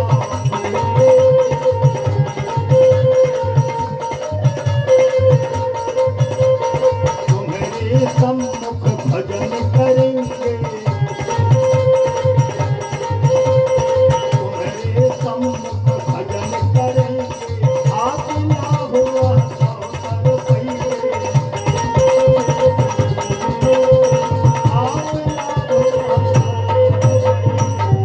सज्जनों, जैसे ही आज है संत ने कहा, वत्स, तुमको लेकर के हम काशी नगरी में जाना चाहते हैं और तुम्हारे सानिध्य में बैठ करके भजन करेंगे, आत्मलाभ प्राप्त करेंगे। गोवर्धन कहने लगते हैं, गुरुदेव, लेकिन एक शर्त है। इतने बड़े हमारा 7 कोष का श्री विग्रह है, इसको मैं अपने योग शक्ति से जो है सूक्ष्म किए हूँ। जब आप हमको लेकर के चलेंगे तो कैसे इतना भार सहन कर लो। करे धार इश्यामी, मैं आपको अपने हाथ पर धारण करके लेकर के चलूंगा। मैं आपको अपने हाथ पर जो है धारण करके चलूंगा, ना मैं थकूंगा, गंतव्य स्थान तक पहुंच जाऊंगा। तो गोवर्धन बोले, महाराज जी, शर्त एक है, आप हमको जिस हाथ पर रखोगे बस उस हाथ को बदलना नहीं। दूसरी बात, यदि एक बार हाथ से हमको नीचे उतार दिया तो फिर इसके पश्चात में जो है तुम्हारे हाथ पर आऊंगा भी नहीं। शर्त मंजूर कर ली और हाथ पर रखे हुए भगवान का जो कीर्तन करते हुए जा रहे थे, श्रीमन नारायण नारायण नारायण, श्रीमन नारायण नारायण नारायण,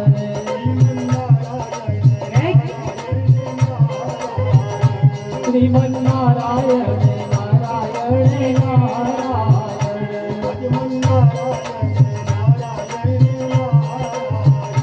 भजमन नारायण नारायण नारायण। सभी भक्त लोग भगवान के नाम संकीर्तन में अपने हृदय की तंत्रियों को समर्पण कर देना, ताली बजा बजा कर जो है भगवान के नाम कीर्तन में मग्न हो जाना। श्रीमन नारायण नारायण नारायण, श्रीमन नारायण नारायण नारायण, भजमन नारायण नारायण नारायण, भजमन नारायण नारायण नारायण। जो नारायण नाम लेते हैं, जो नारायण नाम लेते हैं, जो नारायण नाम लेते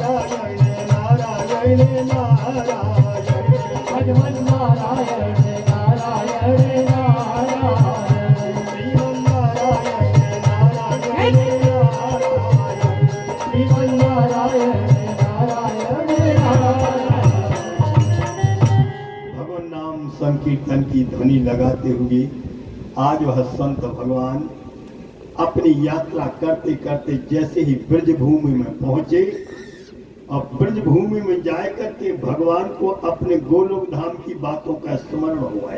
ध्यान देना, जो रसिक शेखरी राधा जी को वचन दिया था, उनको जो है संकेत किया था, अरिरासेश्वरी हम अपने हृदय स्वरूप है गोवर्धन को पहले पहुंचाने जा रहे हैं।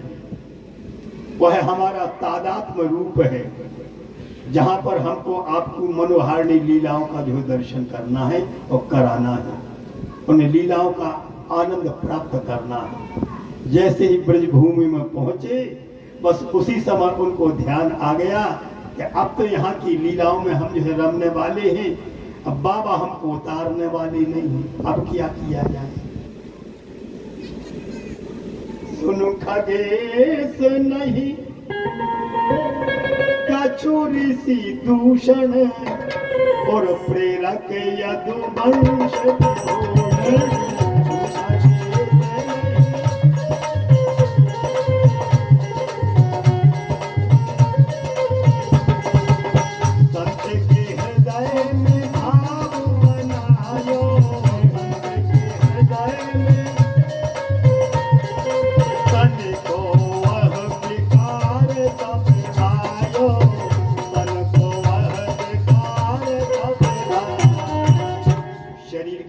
अलग होता है, आत्मा का धर्म अलग होता है, संत समझ नहीं पाए। और आज उसी समय भगवान की इच्छा थी, भगवत इच्छा बलिए सी दाहिने हाथ पर रख करके चले जा रहे थे गोवर्धन महाराज को। ब्रजमंडल में पहुंचे और ब्रज की तलहटी में जाए करके कैसा आभास होगा, बाबा जी को लगे हमें लघु शंका करने को जाने, और जब भूलेगा कि बीच में उतारने हैं नहीं है। तो जैसे इन्होंने यज्ञोपवीत अपने कान पर चढ़ाया और लघु शंका करने को गए, वहां से लौट करके आए, सदाचारी तो थे ही संत, तुरंत आए, हाथ धोए, कुल्ला किया और अपने है वस्त्र बदले। जैसे ही वस्त्र बदल करके जो है गिरिराज गोवर्धन को वहीं पर स्थापन कर दिया था। और जब शुद्ध होकर के यात्रा करने के लाने समुत्सुक होगी, गिरिराज गोवर्धन इतने भारी पड़े कि पसीना में लथपथ होगा संत, लेकिन उठाए नहीं उठ रहे। तो प्रेममय वचनों में कहा, भो गोवर्धना ममो परि दयाम कुरु, अरे गोवर्धन मेरे ऊपर दया को तो करो। मम करे आगच्छो, मेरे हाथ पर तुम आ जाओ और हस्त मध्य तिष्ठो, हमारे हथेली पे बैठ जाओ। गोवर्धन बोले, महाराज हमने पहले शर्त रखी थी कि हमको लेकर तो चल रहा है, बीच में हमें रखने दीजिए, और यदि बीच में रख दोगे तो हम उठेंगे नहीं, हम वहीं पर रुक जाएंगे। संत ने बहुत कहा, लेकिन गोवर्धन जी ने एक बात नहीं मानी, मैं नहीं जाऊंगा, लाख कोशिश करो। संत को जो उसी समय रोष भराया और रोष में भर करके कहा, भले तुम जो यहाँ पर जो सुंदर हो, भले ही रूपवान हो, लेकिन तुमने हमारे मनोरथ को विखंडित किया है। हमको काशी तक जो है साथ में चलने के लिए है, वहां पर तुमने वचन दिया था, नहीं चले, हमको बीच मझधार में छोड़ दिया। जाओ, मैं आज से श्राप देता हूँ, आज से तुम तिल तिल घाटो हो। इतने भक्त लोग बैठे हो, उन संत के श्राप के कारण गिरिराज गोवर्धन आज भी तिल तिल तिल तिल जो है ह्रास उनका हो रहा है। साक्षात भगवान अपने भक्त के वचन को टाल नहीं सके। इसी से हमारे मानस में आया है कि मोरे मन प्रभु असोगे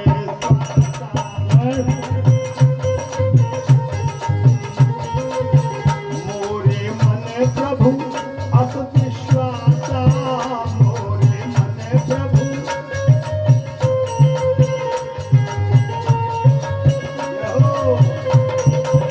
राम ते अधिक राम कर दासा,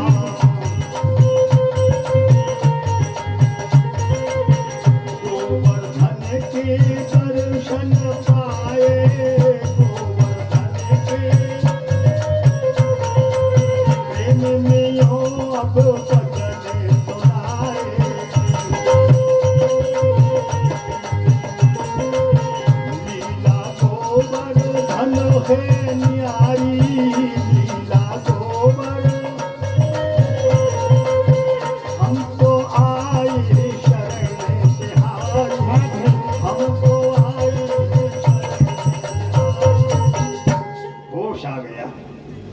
गिड़गिड़ाने लगी। गोवर्धन जी के दर्शन पाए, साक्षात अपने इष्ट के जब दर्शन गोवर्धन में देखे, गिड़गिड़ाने लगी, संत प्रभु हमने क्या दुर्धर्ष वचन आपको जो है कह डाला।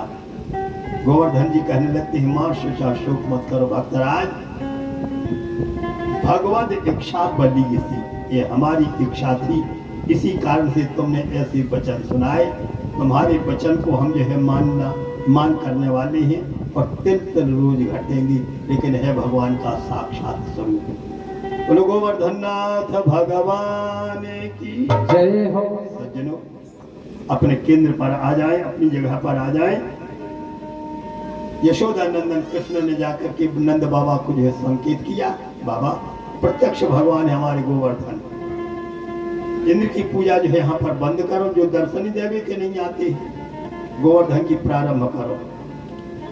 नंद बाबा कहने लगते, कन्हैया मैं भले ही है गोपों का राजा हूं, लेकिन समाज के बंधन में हूं। समाज के लोग यदि सम्मति देंगे तो हम पूजा करेंगे, अन्यथा इंद्र की पूजा बंद नहीं करेंगे। आदमी पैसों में कितना बड़ो हो, कितने प्रतिष्ठा में बड़ो हो जाए, कितना ही चलती में बड़ो हो जाए, बड़े ध्यान से सुन के भैया, लेकिन जब तक जो समाज के लोगों से मिलकर के सम्मति नहीं ली जाएगी और जो व्यक्ति मनमानी करेगा उसकी चलेगी कभी नहीं। समाज के लोग ऐसे लोगों का जो त्याग भी कर सकते हैं, तो समाज का जो है सहयोग प्राप्त होना अति आवश्यक माना जाता है। सज्जनों समाज की सम्मति होनी जरूरी। नंद बाबा जब गोप बुलाई तो कृष्ण की कही वचन सुनाई। पंचों को बुलाया, सुनंद को बुलाया, उपनंद को बुलाया, आनंद को बुलाया, महानंद को बुलाया, सबके बीच में सम्मति रखी। ऐ गोप वृद्धो, कृष्ण कह रहे हैं कि इन प्रकार इंद्र की पूजा का शमन और गोवर्धन की पूजा प्रारंभ, क्योंकि इंद्र ने आज तक कभी दर्शन नहीं दिए और गोवर्धन प्रत्यक्ष यहाँ पर दर्शन देने के लिए समत्सुक है। सभी लोगों ने सम्मति दे दी। अहो नंद सोई कीजियो, कृष्ण कहे जो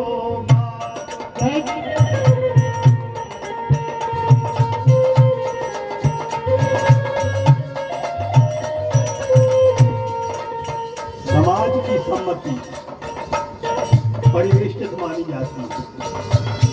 अहो नंद सोई कीजियो, कृष्ण कहे जो बात,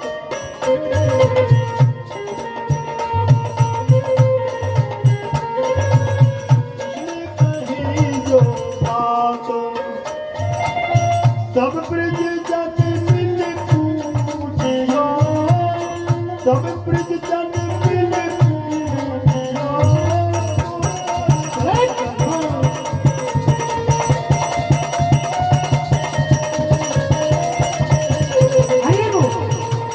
सब ब्रज जन मिल पूजियो, गोवर्धन तब प्रात।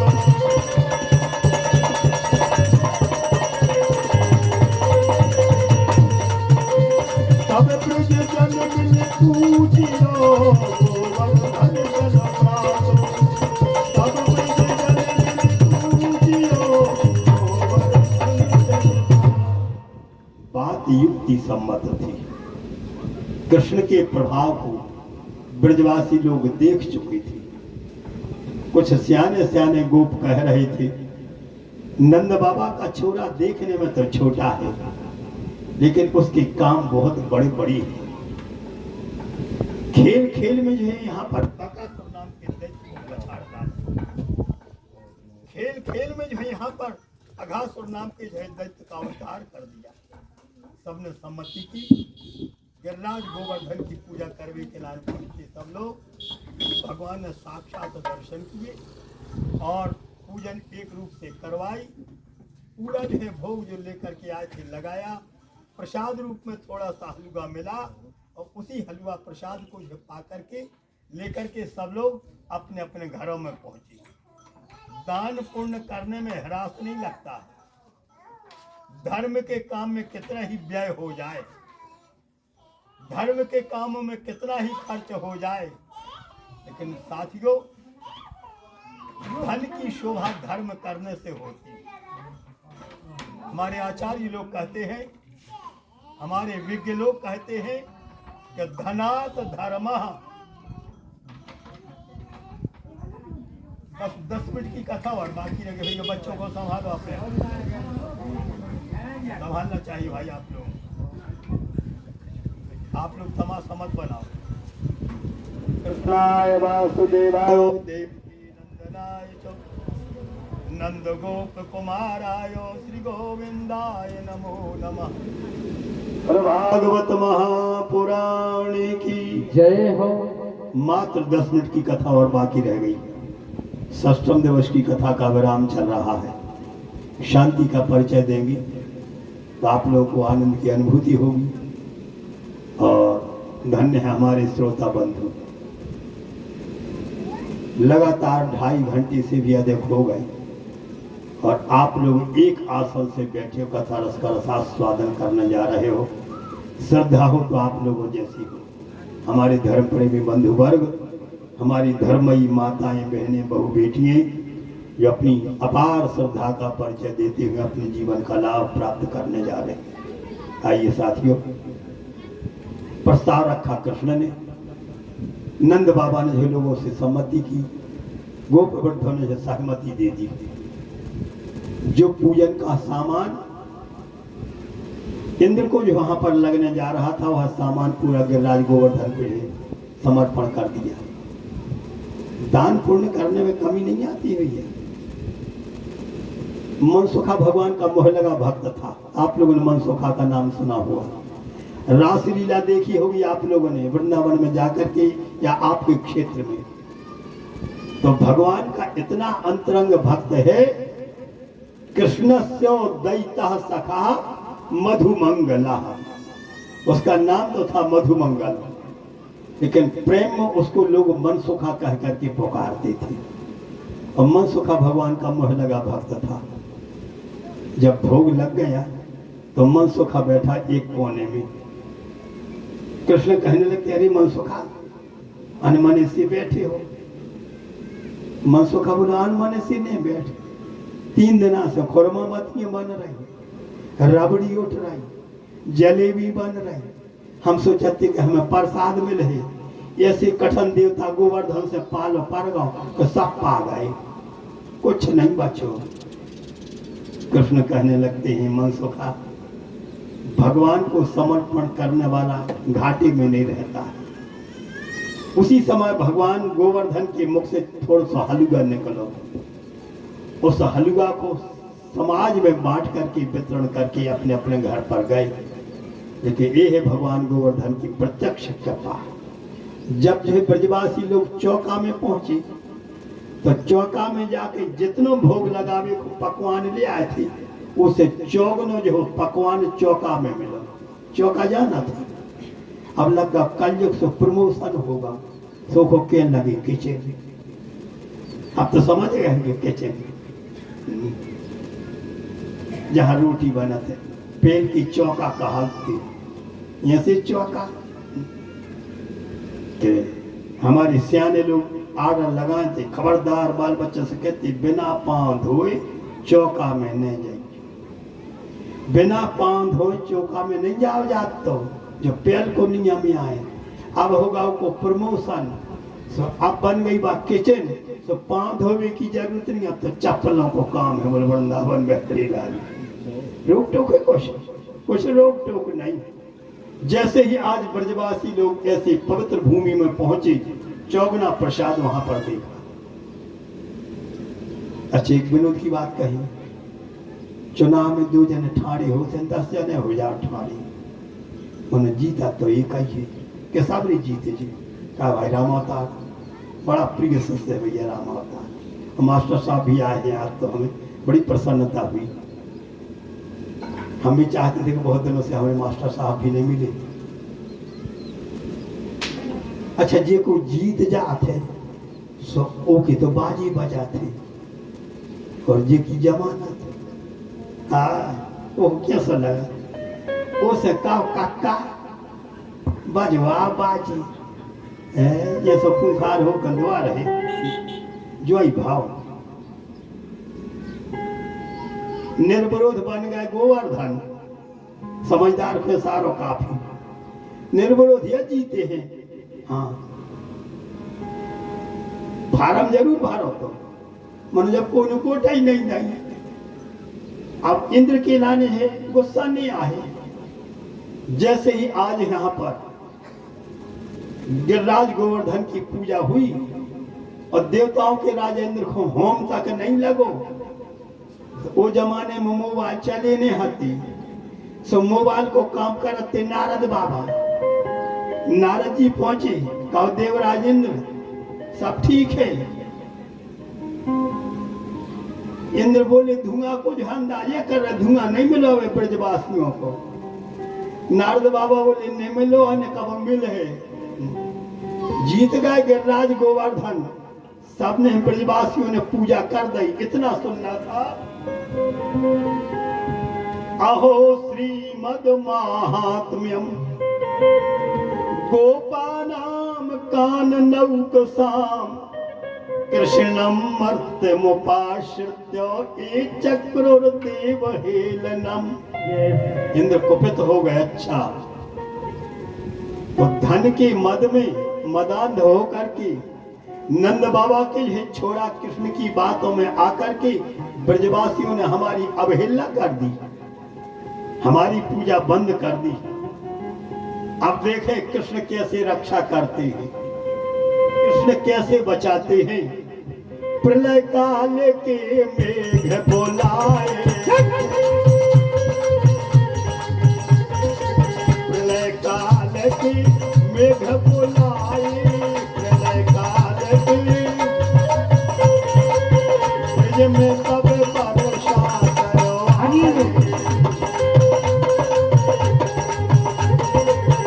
ऐसे प्रभु बर दीन दयाला ऐसे प्रभु बर दीन दयाला करत सदा संपद प्रतिछाला। ऐसे प्रभु बर दीन दयाला करत सदा संपद प्रतिछाला सदा संपद प्रतिछाला। साथियों इंद्र ने कुपित होकर के कहा जाओ ब्रज में जाकर के ऐसी मूसलाधार वर्षा करना कि जितने जो है ब्रजवासी हैं जिन लोगों ने हमारी है अवहेलना की है इतना पानी गिरा के जो बेडूब जाए घर डूब जाए पूरी है ब्रज भूमि डूब जाए। प्रलय काल के मेघ गए और पानी गिरा। हम तो नहते होते भागवत में लिखो है ऐसी ऐसी मोटी बूंदें गिरी थी जैसी मोटी हाथी की सूंड होती। हाथी की सूंड कितनी मोटी होती है। स्थूला स्थूला वर्षधारा मुंच स्वभ्रेश भीक्षण सा। ऐसी ऐसी जो मोटी बूंदें जो वहां पर गिरी प्रलय काल की ब्रजवासी लोग भयभीत हुए भगवान बचाने वाले थे। छत्रा के में उबाल का गिरिराज गोवर्धन को उठाया ब्रजवासियों को वहां पर जो भीतर बुलाया। अच्छा देखो बचावे बारी भगवान हो में वो खुन्ने चो दिखावे बारो है कौन। सर्वे सर्व न जानंती सर्वज्ञो जगदीश्वरा। साथियों घर मिल जाए घर साथ नहीं देगा परिवार मिल जाए परिवार साथ नहीं देगा पद प्रतिष्ठा प्राप्त हो जाए पद प्रतिष्ठा साथ नहीं देगी ऐश्वर्य मिल जाए ऐश्वर्य साथ नहीं देगा मात्र एक भगवान की भक्ति का आश्रय मिल जाए तो तुम्हारा इस लोक पर लोग दोनों लोग बन जाएंगे।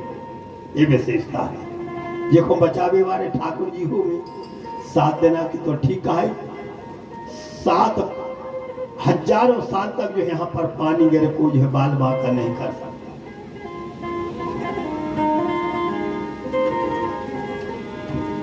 दीन बंधु जिनके ही रखवार कहो कौन मारनहार। दीन बंधु जिनके ही रखवार है कहो कौन मारनहार।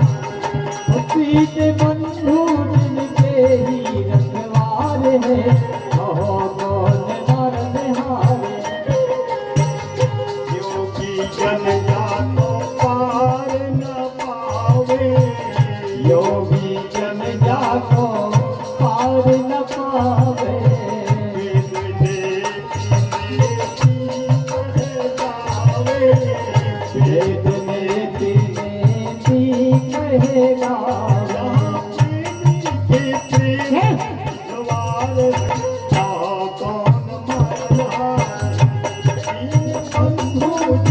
ही रखवार है, कहो कौन मारनहार है।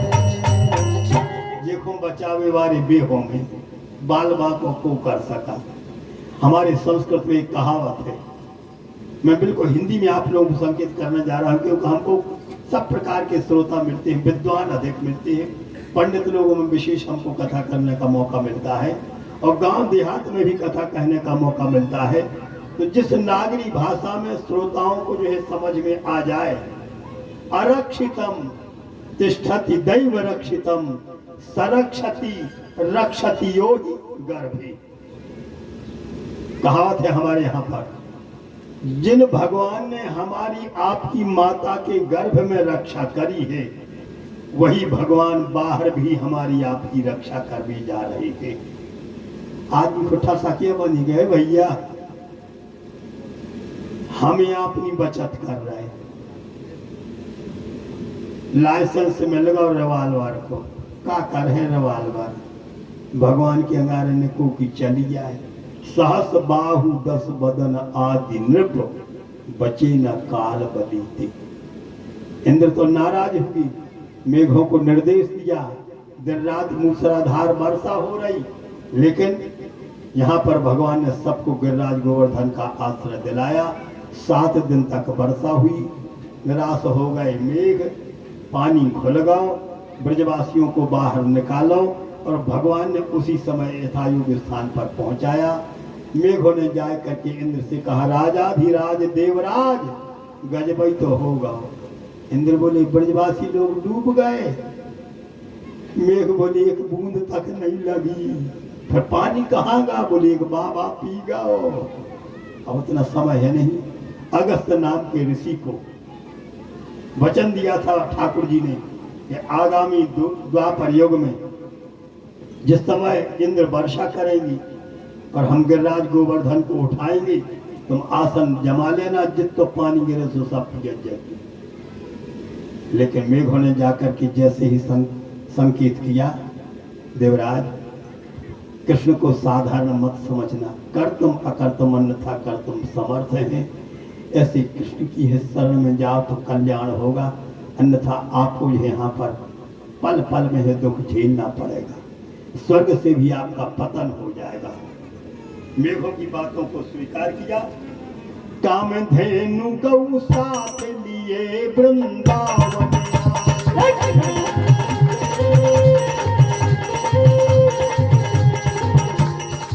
कामधेनु गौ साथ लिए वृंदावन आए।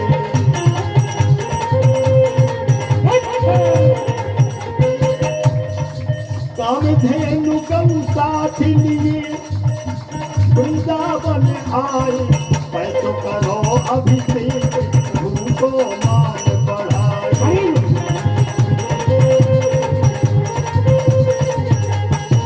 पूजन ही के समय, पूजन ही के समय मानसी प्रगति गंगा,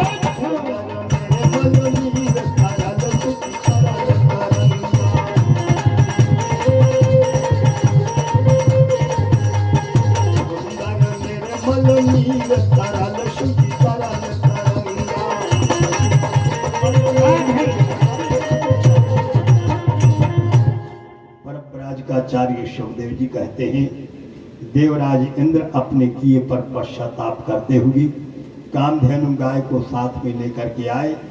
ब्रज भूमि में भगवान यशोदानंद नंदन को वंदन किया, उनकी पूजन की।